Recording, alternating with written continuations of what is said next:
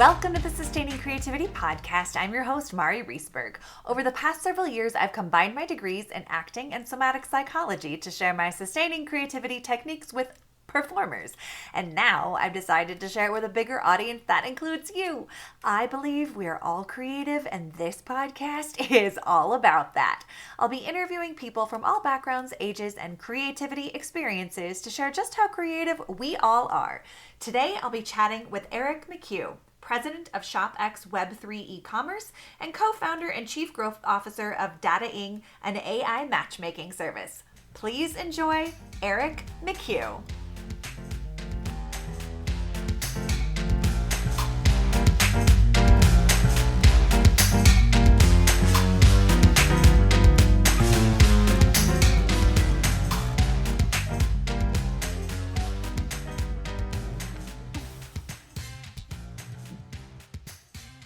Welcome to the Sustaining Creativity Podcast. Today, I'm chatting with Eric McHugh.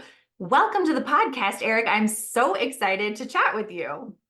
Hey, thank you so much for having me. I'm really grateful to be here, and I'm looking forward to this conversation. Wonderful. I am too, because I know you wear many hats and do many things. So before we jump into more creative conversations, why don't you take a couple of minutes and let our listeners know a little bit more about who you are and what you do?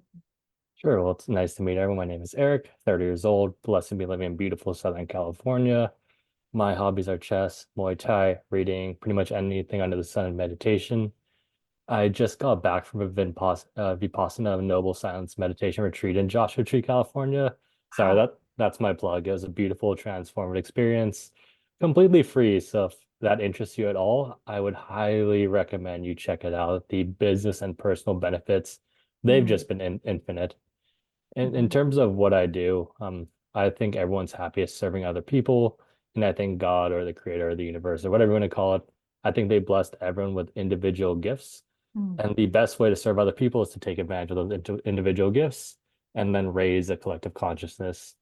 This has resulted in two companies for me. The first is ShopX Web3 e-commerce. We help brands monetize in Web3, simple enough. And the second is Data Inc., and that's the first ever AI-powered matchmaking service. We're like Tinder, but the opposite. So we auto-generate dating profiles for you based on your digital footprint, and then create matches based on their digital footprint, hoping that we put people into position to succeed and find love or whatever they're looking for. Nice. Oh my gosh. You like so many things Yeah. coming together to support what you do and how you do it. I love that. I'm so curious, like the experience of creativity and AI and having these AI generated dating profiles based on a web footprint. That I can only imagine what sometimes people's end up being. Yeah, so honestly, they're really interesting. So right now on that, we're on the waitlist portion. So we're getting users, we're training the AI model, and then we're going to start porting people from our waitlist into the real version. But it's pretty cool. So since we link so many different like social media points, like a user will link to LinkedIn, Facebook, YouTube, Pinterest, Spotify, Mhm. Google Calendar, so you can plan the date. We have this feature called Insights where it gives you an insight what it thinks of you. So it's like, hey, thanks for introducing your profile, Eric, and then gives me a brief introduction. And then going forward, as it learns more about you, it's going to know more about you than yourself. So it can help you plan the dates. It can help you edit your social media accounts. It can help coach you. So it could, since it's tracking all the data, be like, okay, so you went on three first dates. They all ended at the second date. What are you doing for your second date? Oh, well, this works across platform. Maybe you want to suggest this. So because it gets so much data, because it's learning on the fly, Mm. it can really act as a relationship, but a customizable relationship butler for you. I love that phrase, a relationship butler. I know many people who A would benefit from that Yes. and B would really enjoy it. Yes. No, and it's a full cycle butler too. So for example, let me just walk you through a life cycle of the app. So let's say I get three matches. Mhm. Ashley, Kimberly, Jane. So I get three. I'm not bombarded with matches. Yeah. So it's actually trying to learn more about the person. I see Jane. Tell me more about Jane.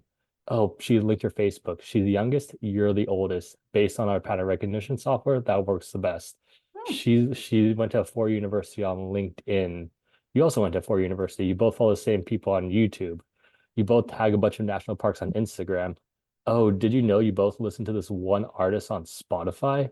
Did you know this artist has a concert coming up? Would you like me to suggest a date with Jane? Jane sees I suggested a date. Since I link my social media accounts, she sees my profiles, my recent posts. She sees if we have mutual friends in common just for comfort's sake. Sure. And then we go on that date, we fall in love, whatever. Then it acts as a full relationship. Then it can act as a full relationship butler. It could be like, okay, you guys haven't been on a date in 3 months. Maybe we suggest the place you had your second date. They have half off ice cream, whatever. Would you like me to make a reservation? Since we link the Google Calendar, it shows on the calendar. Or it can be like, okay, well, it's her birthday coming up. You don't want to mess this up. She just added this item on her Pinterest board. It might be a good gift.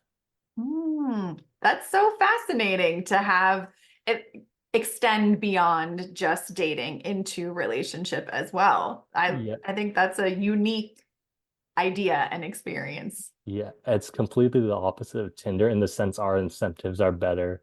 So if you think of Tinder logically or any other dating app, so they're all owned by Match.com, so there's a monopoly. Tinder Hmm. is specifically owned by, they have partners or are owned by Goldman Sachs, and we both know Goldman Sachs really couldn't care less about your love life. So if Tinder were to match a happy couple, what happens to Tinder? They lose a paying customer because like the happy couple Right. leaves the app. Goldman Hmm. Sachs loses money. Goldman Sachs hates losing money. So they rely on something called churn marketing. So that's Hmm. keeping someone on a Ferris wheel. So if you ever heard of someone download the app, delete the app, download the app, delete the app, it's all baked in by design. Whereas Yeah. Date, our app is free and we earn our revenue when you schedule a date through our service. So for Oh, example, if a person schedules a date, the date goes through, they pay via our service, that's where we get our commission. So our I incentive see. is to get people on real, because our incentive is to get people on real dates because you Yeah. can't find connection like just like randomly texting back and forth. You have to go on the date and then you have to figure out yes or no. So we want to get people on real dates as much as possible. And if they match, they find our service useful. Hopefully they continue to use dating to plan Hmm. and schedule their dates. And because it's AI at its core is really just pattern recognition at scale. So as they plan more and more dates, as we get more users, it gets better at planning those dates. So they use Hmm. us more and more, they schedule more dates, we get more money, they get more dates. So it's a win-win. Nice. Well, I'm so curious with all of the things that you do, when you think about being creative, what does it mean to you to be creative? Yeah, so in terms of creativity, it's just a bunch of free flow, and I'm in a really good spot in terms of startups. So like the normal 9 to 5 person, they do one task, the full day. So like there's not much room for creativity. But being involved in two different startups, I'm involved in every department on two different startups. So like it could be content, it could be engineering, it could be sales. There's a creative aspect to everything, and the more creative you are, the more likely you are to win. So sales, if you create a creative sales pitch, create a creative relationship, that's more likely to get the sales. Engineering, that sounds not creative at all, but it's actually incredibly creative because you have to think of the feature on the fly. Like you have to have a creative mind to be like, okay, this feature may work. And then you have to think, okay, how does it affect this feature? How does it affect this feature? So the more creative you are, the more you are on that side. And in terms of Mhm. content and marketing, I think that's a pretty obvious use case for creativity. Like Sure. you produce boring content, like no one's going to pay attention to this. But if you produce creative content that adds value, that's when you get attention. And both my companies are ecosystem based. So like Oh, ShopX is the ecosystem. The more people involved in the ecosystem, the stronger it gets. Dotting is reliant on users. So the more users we get, the better it is for everyone. So like both of those, if you creatively get attention in the form of like ads, content, mhm. or even UGC created by users, Hmm. that's a creative way just to get attention on your brand. And if your brand is cool, that's when they'll stick. Hmm. Nice. Yeah, I mean, it sounds like there's creative opportunities coming out your ears with all of the things that you do.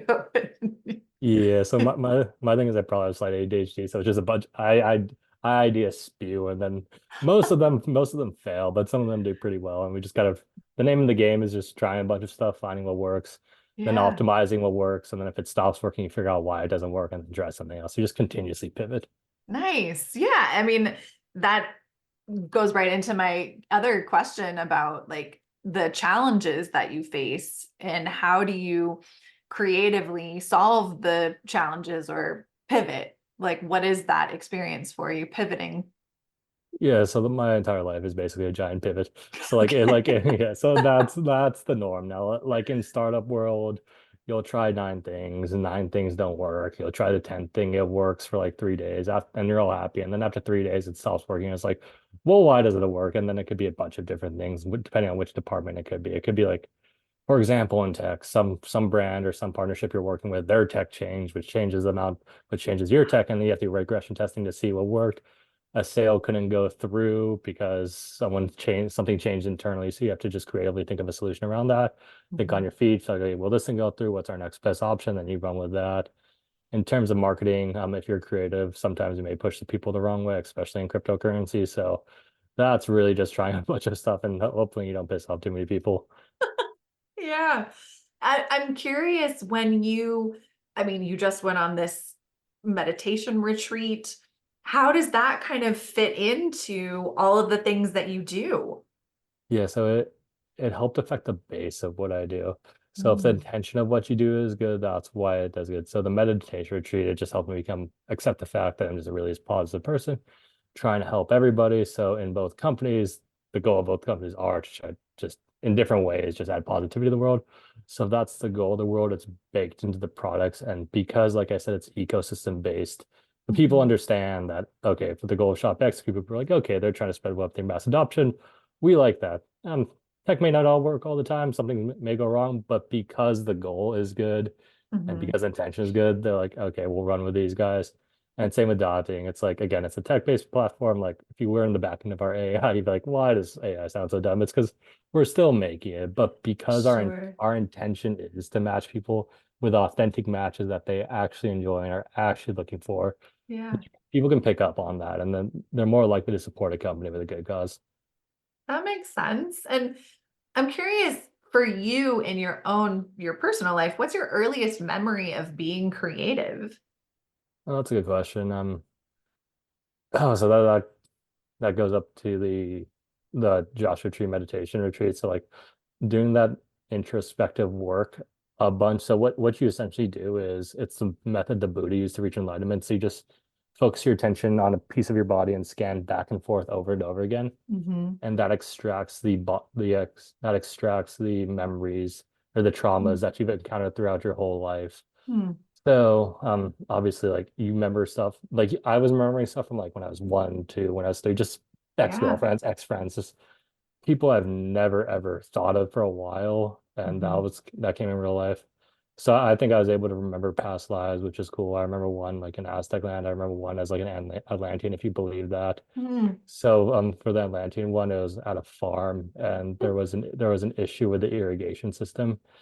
And so we had to divert water from a different irrigation system, work with the other family. The family didn't like us for some reason. It was really stupid, but we had to fix that problem. And then the water came to our farm and we were able to grow the crops that way. Mm. So that's your earliest memory of being creative in terms of like solving a problem. Yeah, like a collective problem. And honestly, it's just a cool memory.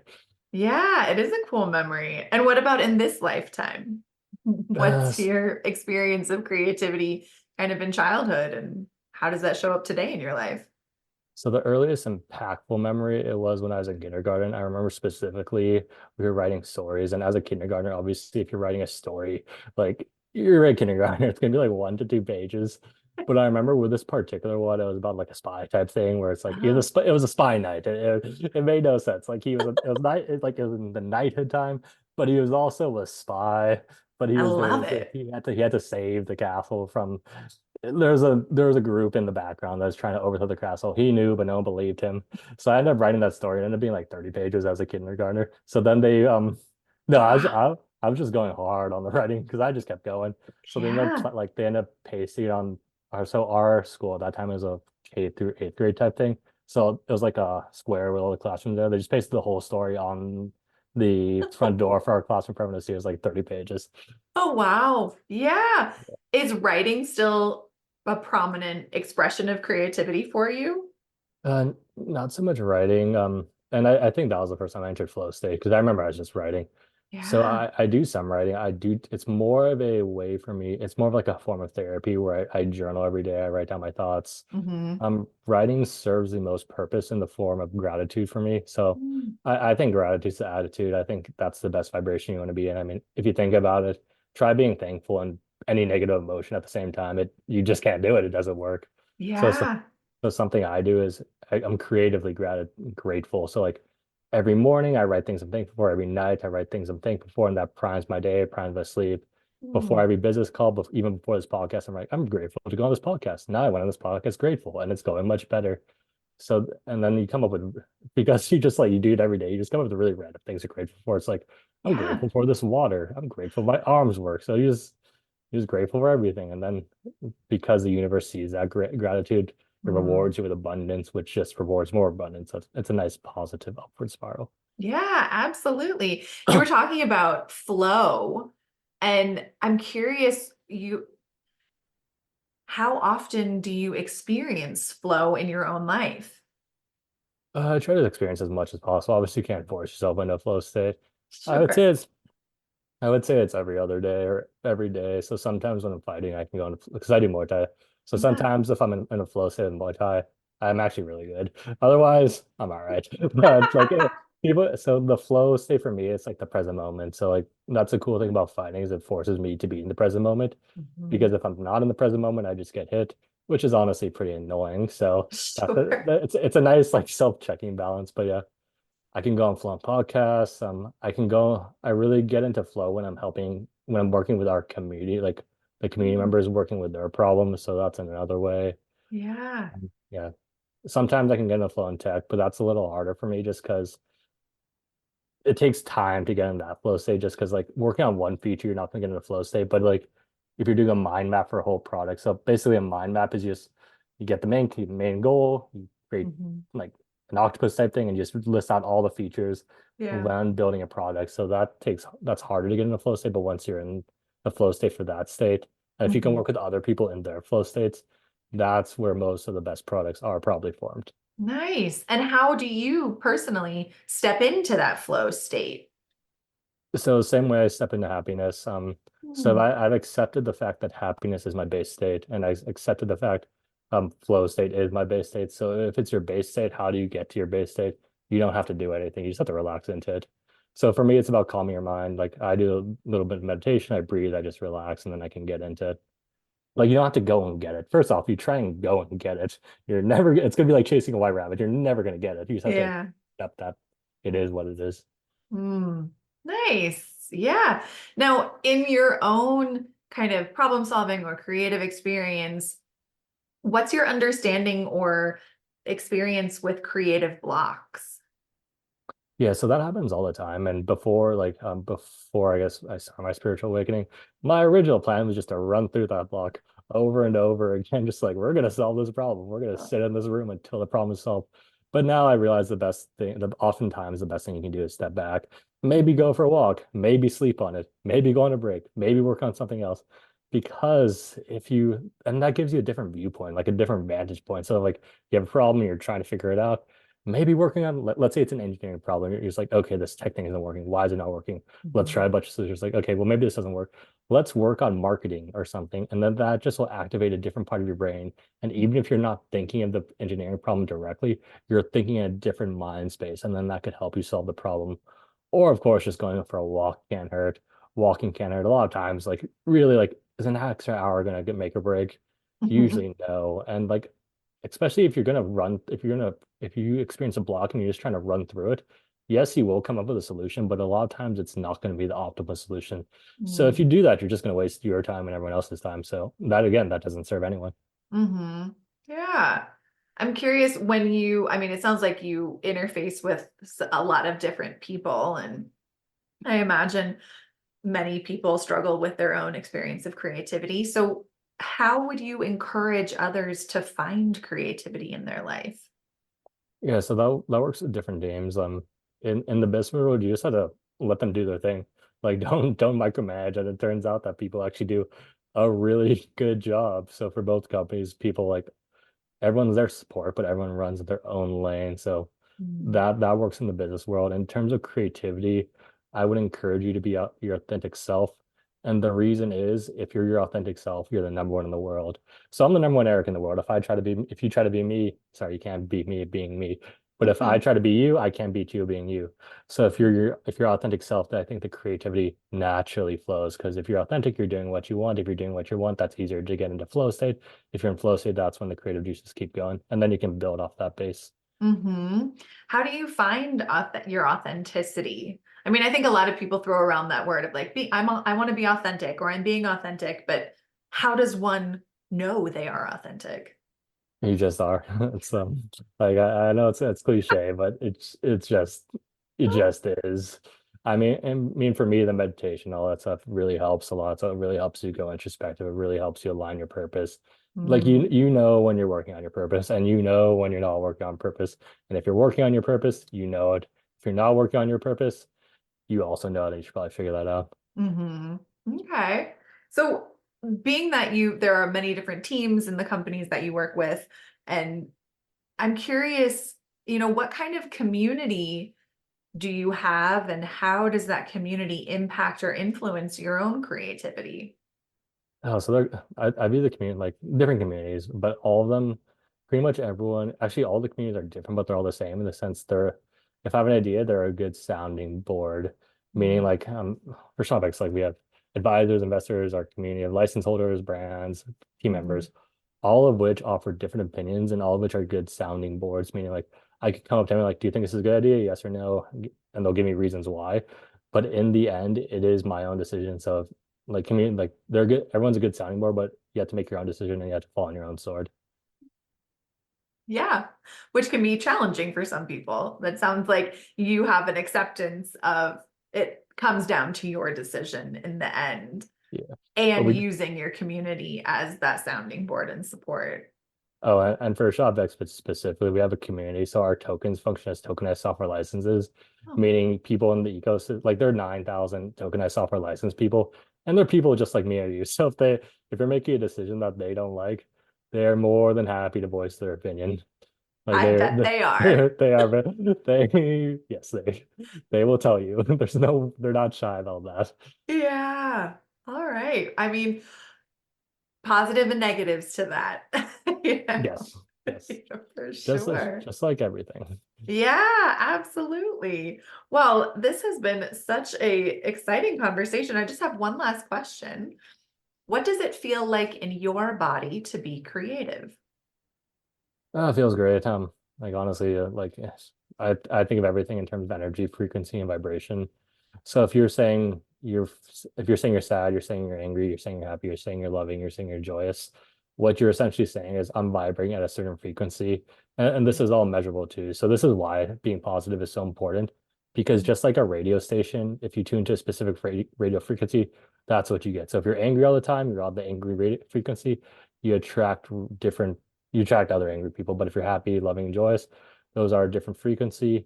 And that's when you attract people in that same state. So the creative frequency is high up. So it just feels great. It feels like everything's working in your favor. The universe is working for you, not against you. And if you think everything is just working out, everything just kind of works out. Nice. Oh, I love that. Fantastic. I appreciate the description of radio frequencies, because I think many people can relate to that and get a sense of what it is to continue a frequency that promotes more positivity. So thank you so much for chatting with me. If people want to learn more about the things that you do, how could they go about doing that? Yeah, so the best place to learn about ShopX Web3 e-commerce will be our website, shopx.co. The best place to learn about dating would be dating.io. Or if you just want to chat or I can help, my personal Instagram, Eric D. McHugh, is the best bet. Perfect. Well, I'll put that in show notes so people have super easy access. And thank you so much for taking the time to chat with me. I have thoroughly enjoyed our conversation.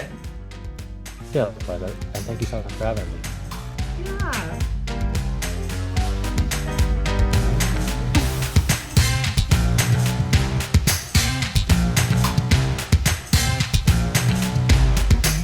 Thanks for listening to the Sustaining Creativity Podcast. We'd love to keep in touch, so follow us on Facebook and Instagram. We are at Sustaining Creativity. Make sure to subscribe to the podcast wherever you listen to podcasts. Tag your friends and family so they can listen too. We love to hear from you, so leave your reviews, comments, and questions.